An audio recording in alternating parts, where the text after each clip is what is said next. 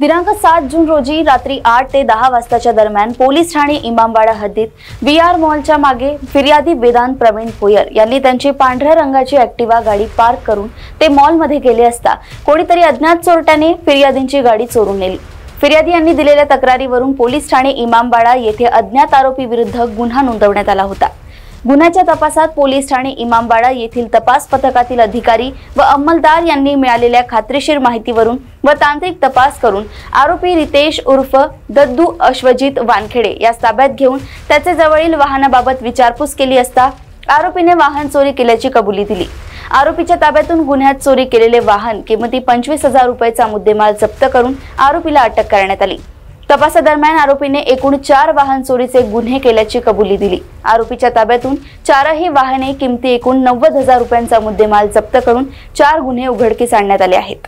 Imambara police स्टेशनचे dB पथक सायंकाळच्या वेळी पेट्रोलिंग करत असताना एक रेकॉर्डवरील आरोपी रितेश वानखेडे हा संशयास्पदरित्या मिळून आला। त्याच्या ताब्यात असणाऱ्या गाडीबद्दल चौकशी केली असता त्याने ती गाडी चोरल्याचं निष्पन्न झाल्याने त्याला अधिक इन्फॉर्मेशन केलं असता त्यांनी एकूण अजून 4 गाड्या चोरीच्या वेगवेगळ्या ठिकाणावरून चोरी केल्याचे सांगितलं। त्या 4ही गाड्या त्याच्याकडून जप्त करण्यात आलेल्या आहेत। त्या गाड्यांमध्ये एक आहे MH49 Z1882, दुसरी आहे MH49 Z7307, तिसरी आहे MH31 ES1432 आणि चौथी आहे MH49 V2337। अशी 4ही गाड्यांची मिळून एकूण किंमत आहे 90,000 रुपयांच्या आसपास।